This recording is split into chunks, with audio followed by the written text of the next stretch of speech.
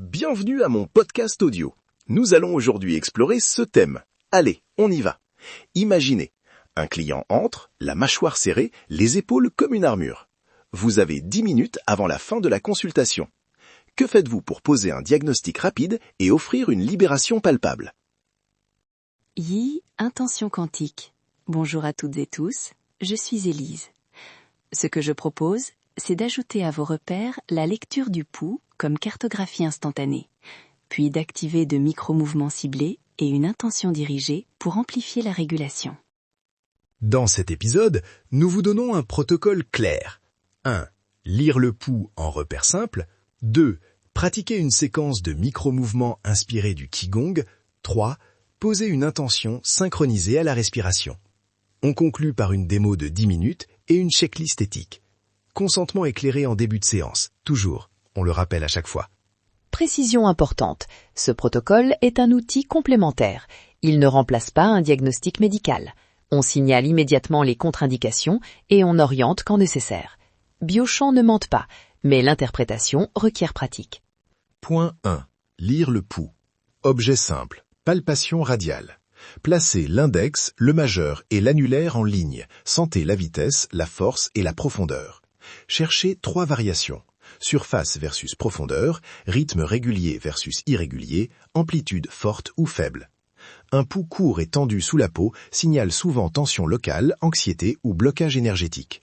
Un pouls profond et faible peut indiquer vidange ou perte de tonus.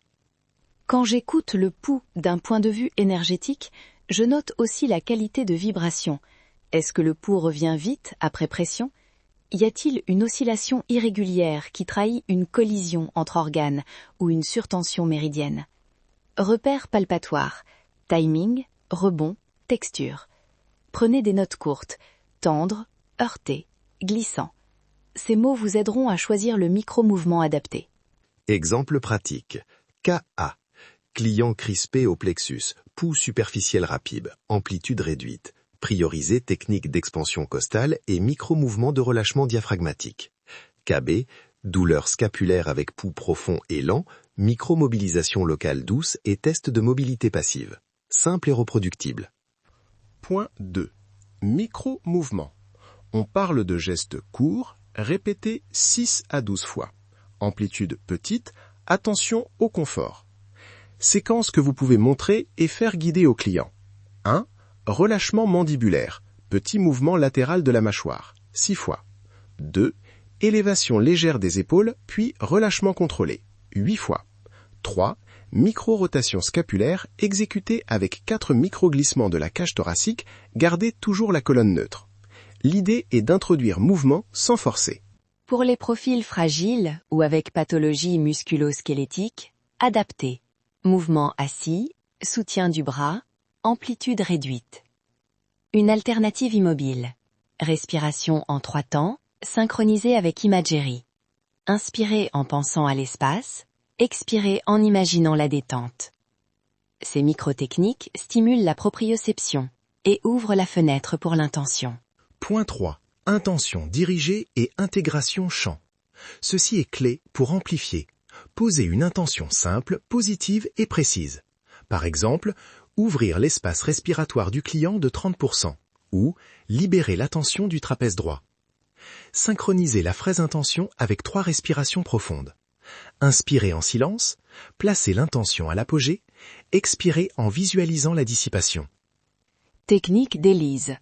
Polarisez votre attention, main proche mais sans contact, scannez le biochamp, puis envoyez une intention courte et mesurable.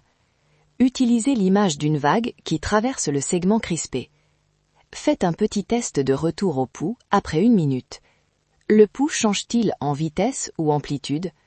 Ce feedback est votre instrument. Démo panel. On met en scène un cas court. J'incarne le praticien, Élise observe le champ énergétique. Étape 1, consentement rapide. Puis-je vous toucher et tester le pouls ? Obtenir l'accord. Étape 2, lecture radiale, 20 secondes. Pouls superficiel, rebond rapide. Étape 3, micro-mouvement. 6 mandibules, 8 épaules légères, 6 micro-rotations. Étape 4, intention synchronisée. 3 respirations guidées vers l'ouverture.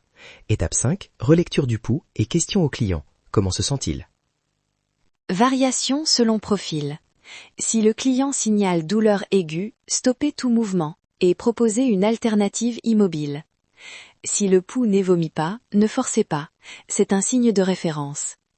Référez au médecin si douleur nouvelle ou symptômes neurovasculaires. Repères pour référer. Abolition du pouls périphérique, douleur progressive, faiblesse motrice. Récapitulatif et key takeaways. 1.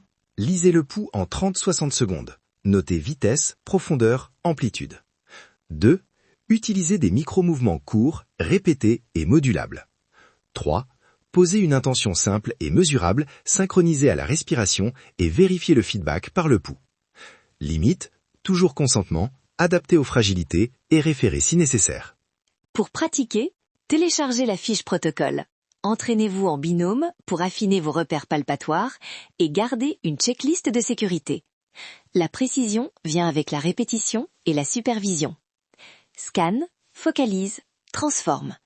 Allez, visitez notre site pour télécharger la fiche protocole et la checklist de sécurité, ainsi que la feuille de route pour vos 10 premières applications en cabinet.